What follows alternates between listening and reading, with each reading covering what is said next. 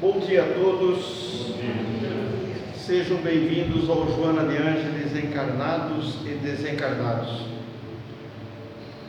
Agradecendo mais essa oportunidade de estar aqui na manhã de hoje, recarregando as nossas baterias, alinhando os nossos mecanismos físicos e espirituais para mais uma semana que se inicia.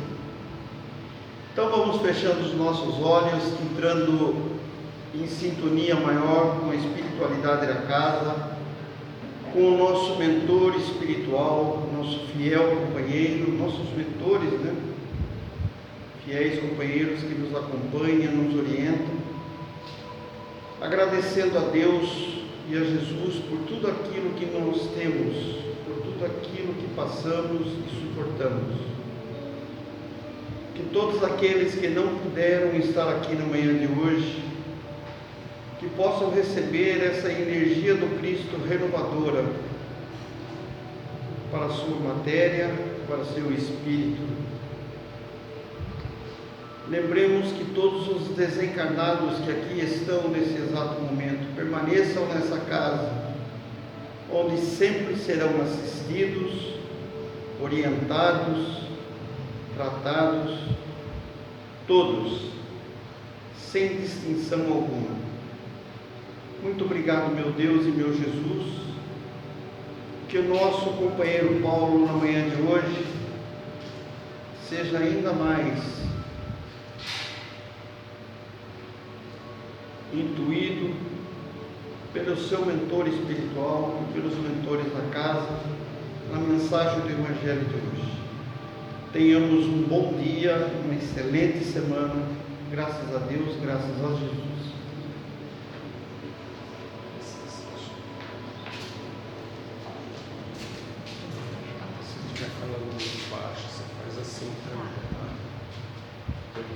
E quando faltar 5 minutos, você quer um? Também quero. Bom dia a todos. Tudo bem? Olá, família? Eita, que bom. Eu estou modulando a minha voz porque eu tenho um defeito de falar muito baixo, né, Elis? A Elis me conhece. Temos um microfone para isso também. Eu vou ficar mais nervoso ainda. Meu nome é Paulo. A maioria das pessoas não me conhece porque eu venho de vez em quando, mais quando do que de vez. E eu ia chegar aqui, eu não sabia que eu seria apresentado, eu ia chegar aqui e ia falar se aqui é o casamento do Bernardo com a Fátima, mas aí perdeu a graça, minha brincadeira.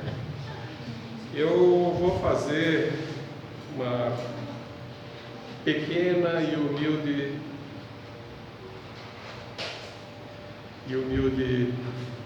palestrinha, mas como eu sei que o pessoal que está escalado para fazer as palestras de todos os dias e de domingo também estão fazendo palestras baseados no livro de Hamed, em parceria com o Kiko, Francisco Espírito Santo Neto. Eu também falei assim, eu não vou sair fora, eu vou querer falar alguma coisa, e que o Hamed pôs o dedo. E aí eu comecei a pensar, o que eu poderia falar? O livro escolhido por hora é Prazeres da Alma, ótimo. Aí então, o primeiro pensamento que me veio foi, vou procurar prazeres de viver, que não é Hamed, é a nossa amiga Hermance do Fogo, contemporânea de Kardec. A maioria de vocês deve saber disso, ela participou muito na abertura dessa doutrina espírita, e enquanto espírito ela continua fazendo a sua parte na obra. E aí eu pensei assim, eu vou falar, nós estamos falando de prazer de viver, prazeres da alma. Eu vou querer falar sobre sentimentos. O que significa sentimentos? E durante a semana eu folhei assim, sem querer, o livro do Manuel Filomeno de Miranda, em parceria com o nosso amigo Divaldo, reencontrando a vida. E todos nós sabemos que Manuel Filomeno de Miranda já era, quando encarnado aqui, um estudioso da parte de obsessão e tratamentos de desobsessão. Então, o que eu ia ler não tinha nada a ver com o nosso assunto de hoje. Mas eu folhei o livro e peguei uma lição, um capítulo, e não leu. A primeira entrada que Manuel faz, eu vi lá escrito dessa maneira o prefácio que Manuel fez. Começando uma sentença, ele começa assim: a morte a nada e a ninguém poupa, desde que se trate de ser senciente. Nessa hora eu parei e falei, é claro que ele está falando de nós, espíritos encarnados, mas o que seria ser senciente? Fui lá no dicionário e encontrei lá, senciente, que percebe pelos sentidos, que recebe impressões. Então, a minha memória já foi lá para trás, já caiu lá em André Luiz, Evolução em Dois Mundos, e falei, caramba, isso significa que desde sempre, desde quando todos e qualquer um de nós nasceu por Deus como um princípio inteligente, foi progredindo até chegar nesse ponto de receber essa atribuição para cada um desses princípios inteligentes que se tornaram espíritos. Ser senciente, que percebe pelos sentidos, que recebe impressões. Falei, então esse negócio de sentimento é um atributo do espírito, como a inteligência, como tantos outros atributos que Deus nos deu. Mas não hoje, já deu lá atrás, quando nós nascemos criados por Deus. E tudo que é atributo que eu conheço, a gente tem que trabalhar, desenvolver, construir. Se a gente pensar no homem lá de Neandertal, esse homem de Neandertal, ele tinha sentimento. Era igual ao nosso? Provavelmente não. Temos alguma coisa do homem de Neandertal em nós? Sim, nós sabemos que sim. Tem muita coisa dentro de nós que a gente sente que começou lá atrás. Então prova para nós mesmos que esse atributo em específico, é ele, né? Esse atributo em específico, ele acaba sendo manipulado, trabalhado, modificado, alterado. Ele vai, ele volta, não para nunca. Nós podemos conquistar e perder aquilo que conquistamos, se a gente não cultuar, perde. É isso, é assim que é a natureza, é assim que eu já vou me colocar desde já. Não cai do céu, não é mágica, não é passe, não são palavras milagrosas, não são movimentos cabalísticos, não é nada, é nós que construímos ser ou não ser, ser feliz ou deixar de ser. E aí, mais uma vez eu falei, esse troço que eu me meti, falar de sentimento é maior do que eu. Eu não tenho formação para falar teoricamente sobre esse atributo, sentimento. Eu sei que a gente usa a razão, nós sabemos, nós aprendemos muito. Essa moçadinha aqui aprende só de olhar, só de ver, já vai aprendendo. Então, ótimo. Sentimento é assim também que acontece. Fui de novo lá no dicionário para pegar alguma definição, sinônimos, coisas que me traziam alguma coisa para falar para vocês. Afinal de contas, eu falei, vou falar de sentimentos. E olha, no dicionário que eu pesquisei, tinha muita coisa sobre sentimentos. Achei várias definições de sentimento muito interessante, muito a ver com o que a gente conversa brevemente nesse domingo de manhã. Eu vou falar algumas, mas não são todas as definições ou sinônimos dessa palavra sentimento. A primeira é estado ou condição psicológica e suas manifestações, originado das pulsações de afeto ou aversão. Gostei, sentimento é positivo e negativo. Nós trabalhamos isso. Não existe esse negócio de unilateral. Se nós estamos aqui para aprender a viver e crescer cada vez mais como espíritos, temos que experimentar tudo. É isso. Não tem esse negócio. A gente não nasce anjo. Não é verdade? É, né? E ninguém falou nada. Segundo, ato ou efeito de sentir ou sentir-se. Adorei também essa definição. Ato ou efeito de sentir e de sentir-se.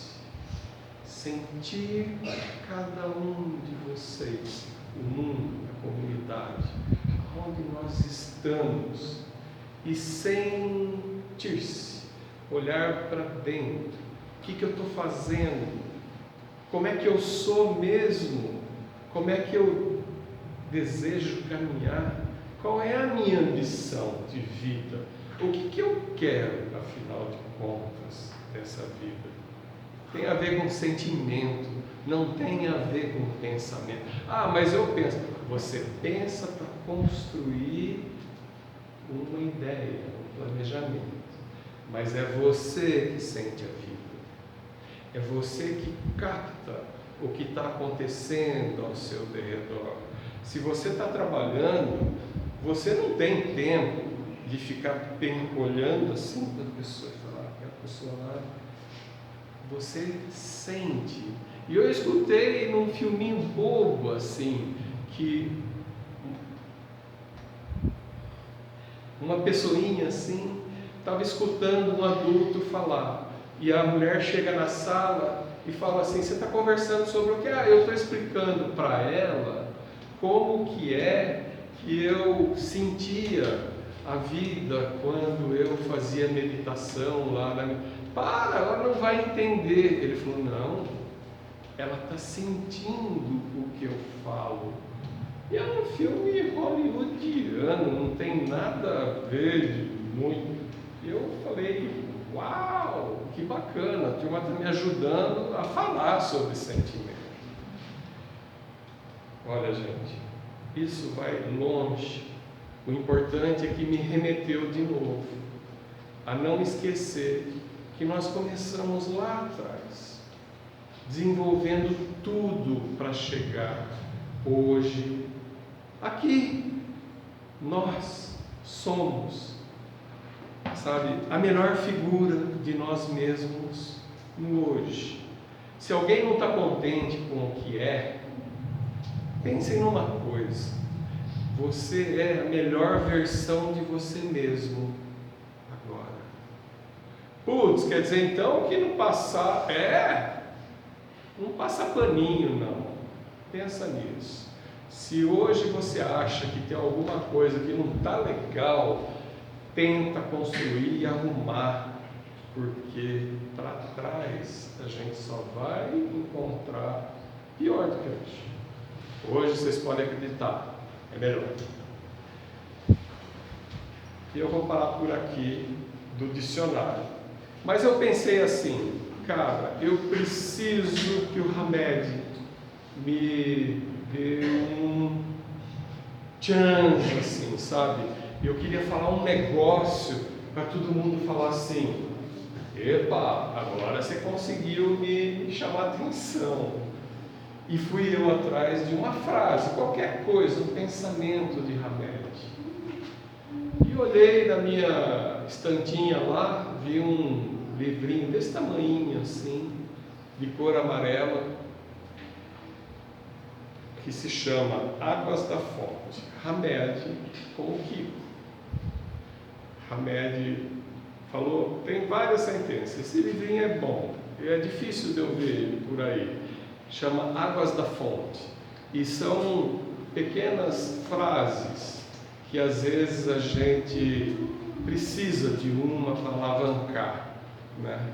Como eu vi minha filha falando, eu vou tirar foto da minha sobrinha, que é assim, porque o rosto dela vai me fazer começar o dia. Eu vou olhar e vou começar o dia alegre, feliz, porque ela fez uma cara de safada que vocês não imaginam comendo uma fruta lá. E a mãe dela teve a felicidade de tirar a foto. Era isso que eu queria de Hamed, uma coisa impactante. Pesquisei e encontrei. Olha que bacana e quão cheio de verdade é a frase que Hamed passa por Kiko. É uma frase, não dá para falar que é o capítulo tal, porque são frases. Ele disse assim, presta atenção: não somos o que os outros dizem que somos. Acho que todo mundo concorda com isso, né? Não somos o que os outros dizem que somos. Eu acho que esse daí todos nós já conquistamos em nós mesmos. A gente dá uns deslizes. De vez em quando a gente fica chateado com o que os outros falam. Mas a maioria das vezes, eu acho que nessa fase dessa experiência de vida, a gente já chegou à conclusão que o que os outros pensam ou dizem já não surte mais efeito, não ecoa do jeito que ele queria que ecoasse. Então essa é a primeira parte. Não somos o que os outros dizem que somos. Nem somos o que pensamos que somos. Nem somos o que pensamos que somos. Aí já mexeu comigo. Eu falei, caramba, eu achei que eu pensava que eu era, e então não é o que eu penso que eu sou, que eu realmente sou. Pensem sobre isso e vocês vão ver que o pensamento é construtivo, se não for destrutivo. Enquanto você estiver pensando destrutivo, esquece. Não pensa nisso não, que você está no caminho contrário. Mas quando você está construindo o pensamento, para você e para os outros, não é isso ainda que você é. Porque você está muito cartesiano, você está medindo as palavras, que nem eu estou medindo agora. Eu estou pensando no que eu não sou isso que eu estou falando para vocês. Somos o que sentimos. É isso. Então nós somos o que sentimos e não o que pensamos. pensamos, porque quando a gente pensa, a gente se ilude. Nós não somos santos ainda para trabalhar sempre com a verdade sobre nós mesmos. É a coisa mais fácil. Eu estava conversando com o Vitório sobre o Palmeiras dele. Cara, você acha que num jogo de futebol, se o jogador do Palmeiras bater com a mãozinha assim, o Vitório vai falar: ele bateu com a mão, não pode, isso é pênalti. Ele vai falar: foi sem querer. É assim que a gente faz com nós mesmos. É assim que a gente constrói. A gente é condescendente com nós mesmos. Quando a gente está construindo e planejando um pensamento, é fato, a gente se ilude. Mas quando você sente você mesmo, você é mais verdadeiro. Tenho 10 minutos ainda. Então, aqui nesse ponto, o que eu queria mesmo é que vocês pensassem sobre essa frase. Não somos o que os outros dizem que somos, nem somos o que pensamos que somos. Somos o que sentimos. Como o dicionário fala, ato ou efeito de sentir ou sentir-se. Olhem para dentro de vocês mesmos. Não deixem de fazer isso. E olhem para fora. Toda vez que vocês tiverem dificuldade, olhem primeiro para dentro e depois para fora. Porque o universo está em você, dentro de você. E você tem que trabalhar esse universo constantemente. É como Domingas fala lá na equipe do Dr. Inácio. A faculdade é cumprida, tão cumprida quanto a vida imortal que nós temos. Fazer, construir, reformar, alterar aquilo que nós sentimos. Não tem idade, não tem época, não tem nada, não tem tempo. É eterno. É sempre, sempre construir. E aí, eu vou contar uma historinha que vocês podem acreditar, aconteceu assim, do nada. Então, se aconteceu do nada comigo, é porque é assim que é desse jeito. A vida nos dá esse privilégio de viver todo instante. Olha só, eu estava lá em Indaiatuba, tudo bem? Que eu conheci o meu amigo aqui em Indaiatuba. Eu achei que eu era um desbravador do sertão e tem mais gente comigo. Estava lá em Indaiatuba e eu fui lá na BID. Conhece a BID, a associação? Que eu não conhecia. Fui conhecer. Estou sentado lá no bazar e chega uma senhora para tomar água. E ela me vê e ela fala: você não é daqui, né? Eu falei: não, eu vim conhecer. Então, o senhor é teu seu Paulo? Eu falei: e você é a senhora? Ela falou: se você falar de novo que eu sou senhora, eu vou embora. Eu falei: por que eu tenho que ser senhor? A gente acostumou desde criança. Ela me deu a chance. Eu falei: então, qual é o seu nome? Helena. Helena. Paulo. Tá bom demais, né? É para identificar só. E aí começou uma conversa entre a gente. Eu não posso esquecer que tinha um menino do meu lado. Menino mesmo. Sei lá, 18 anos. Tá bom, não é menino, mas em relação a mim, 18 anos de idade. Ele estava lá. E essa senhora começou a conversar de um monte de coisa. Aí chegou uma hora, ela falou assim: sabe, Paulo, pessoa de pele escura sente mais calor. Eu falei, é mesmo? É, eu sinto um calorzão assim, pouco sol que eu pego, eu estou aqui bebendo água que eu vim da cozinha aqui. Eu falei, então a senhora trabalha na cozinha há 12 anos. Tá bom. E veio tomar água aqui porque a água é boa, tá? Então sente calor. Aí eu falei, Helena, eu vou falar um negócio para você, mas eu vou ser só o transmissor, porque não sou eu que estou falando. A ciência já explicou para o homem que as pessoas de pele escura sentem mais calor que a pessoa de pele clara. É um fato. Ela fez, tá vendo, filho? Eu achei uma pessoa que concorda comigo, porque todo mundo acha que eu sou racista de pensar assim. Então vocês percebem que é uma pessoa bastante simples mesmo. O menino de 18 anos não se aguentava em si.